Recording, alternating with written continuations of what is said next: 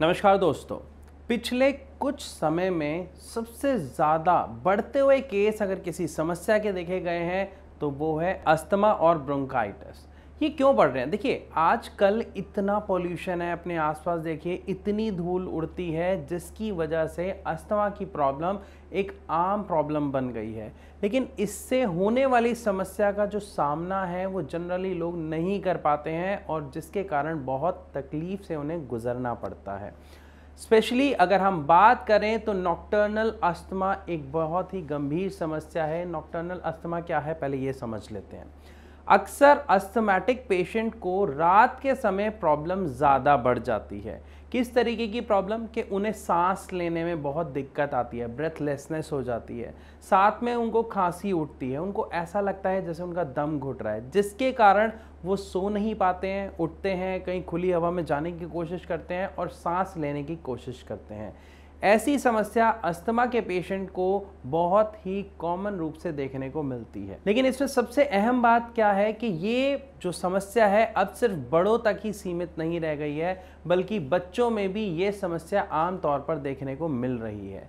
जहाँ पर सबसे ज़्यादा दिक्कत क्या आती है कि बड़ों को पता है कि उन्हें गुनगुना पानी पी के या जो म्यूकस बन रहा है, जो आपका बलगम बन रहा है, उसको बाहर स्पिट करके थोड़ा बहुत आप रिलैक्स ले सकते हैं। लेकिन बच्चा इस चीज़ को नहीं समझ पाता है और समझने की कोशिश भी करता है तो वो ये नहीं कर पाता है, जिसके कारण उसे बहुत तकलीफ होती है, प्रॉपर सो नहीं पाता है, साथ ही जो ब्रेथलेसनेस होती है उससे वो घबरा जाता है। लेकिन सबसे इंपॉर्टेंट बात क्या है कि ये जो नॉक्टर्नल अस्थमा है, ये जो समस्या है, ये रात के समय क्यों इतनी बढ़ रही है, क्या इसका कारण है और असल में इस समस्या में होता क्या है, इसको थोड़ा सा समझते हैं। असल में देखिए होता क्या है कि जब हमारी नाक से लेके गले का जो एयर पासवेज हैं, जो ब्रोंकाइज हैं, ब्रोंकी होल्स हैं, इसमें जब म्यूकस एक्सेस बनने लग जाता है, यानी हमारी जब इम्यूनिटी है वो किसी भी चीज़ को एक फॉरेन एजेंट मान के उसको रोकने के लिए म्यूकस का प्रोडक्शन बढ़ा देती है, तो नाक से लेके गले तक का जो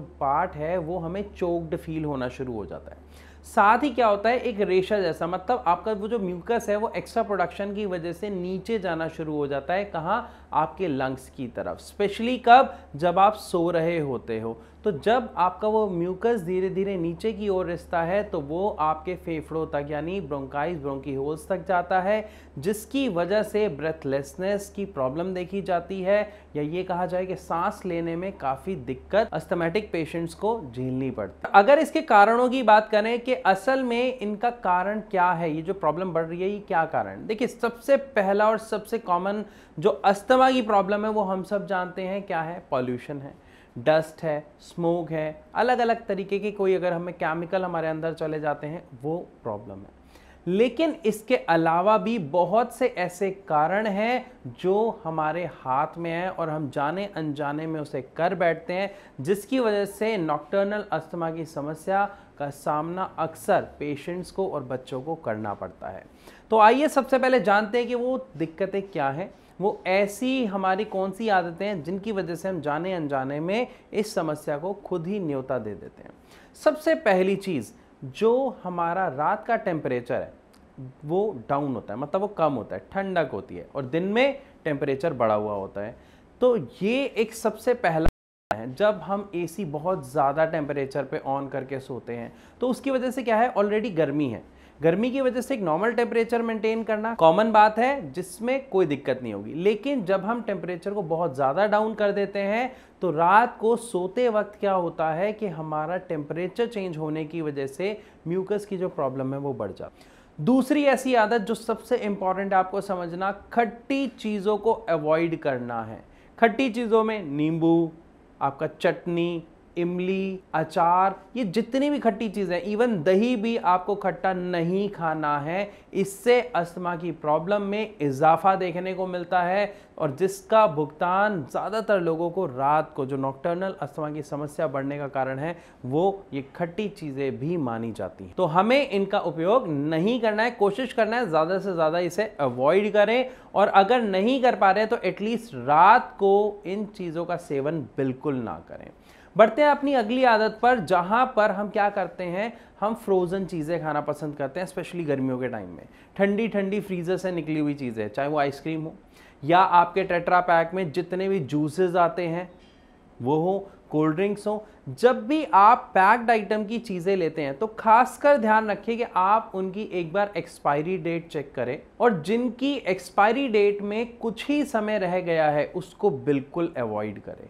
जो रिसेंटली अगर पैक्ड है, ज़रूरी है तो आप उसको ले सकते हैं, लेकिन कोशिश करें कि जितनी भी पैक्ड चीज़ें हैं इनको अवॉइड करें, क्योंकि इनमें जो भी केमिकल्स होते हैं वो बहुत ही बुरा प्रभाव डालते हैं एक अस्थमैटिक पेशेंट की कंडीशन पर, जिसका भुगतान उसे कहीं ना कहीं करना पड़ सकता है। तो हमें जितनी भी फ्रोजन चीज़ें हैं, जितनी भी पैक्ड चीज़ें हैं, उन्हें भी अवॉइड करना है। तो ये तो बात हुई उन सभी चीज़ों की जिन्हें हमें अवॉइड करना है अगर हम रात को होने वाली समस्या, जिसे हम नॉक्टर्नल अस्थमा कहते हैं, उससे अगर आपको बचना है तो।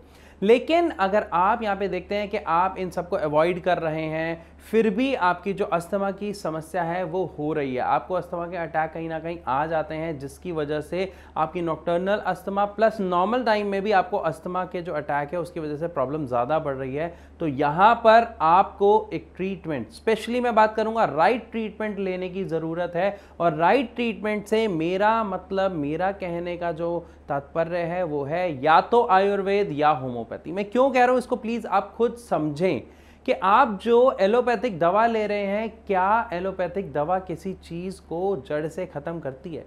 क्या वो आपकी समस्या पर एक्चुअली काम करती है? आपको खुद इसका जवाब पता है। देखिए, अगर मेडिकल इमरजेंसी है तो यस, स्टार्टिंग के लिए बहुत अच्छी है, लेकिन अगर आप अपनी समस्या पर काबू पाना चाहते हैं, अपनी समस्या को मैनेज करना चाहते हैं और एक स्वस्थ लाइफ जीना चाहते हैं, तो यहाँ पर अस्थमा के लिए सर्वश्रेष्ठ दवा का चुनाव अगर आप करें तो होम्योपैथिक सर्वश्रेष्ठ मानी जाती है। लाखों लोग जो रेस्पिरेटरी प्रॉब्लम से जूझ रहे होते हैं, जब वो होम्योपैथिक का ट्रीटमेंट लेना शुरू करते हैं तो बहुत ही जल्द उन्हें बहुत ही अच्छा आराम देखने को मिलता है। यहाँ पे हो सकता है आपके मन में कुछ डाउट आ रहे होंगे, कुछ सवाल आ रहे होंगे जो अभी आप मुझसे पूछना चाहेंगे, तो यहाँ पर मैं आपको बताना चाहूँगा कि आप हमारे यानी भारत होम्योपैथी के डॉक्टर्स की टीम से अपने सारे सवालों के जवाब अभी के अभी जान सकते हैं। कैसे? नीचे दिए गए इस नंबर पर कॉल करें, डॉक्टर्स की टीम से बात करें, ट्रीटमेंट के बारे में रिलेटेड कोई क्वेश्चन हो, आपकी समस्या के बारे में कोई क्वेश्चन हो, आप सब कुछ उनसे पूछ सकते हैं। और अगर फिर भी कोई ऐसा सवाल है जो आप चाहते हैं कि मैं अपनी वीडियो में ऐड करूं, उसका जवाब आपको दूं, तो आप कमेंट सेक्शन में लिखकर भी हमसे पूछ सकते हैं। तो इसी के साथ आपसे चलने की इजाज़त चाहूँगा, मिलूंगा अपनी अगली वीडियो में, तब तक के लिए नमस्कार।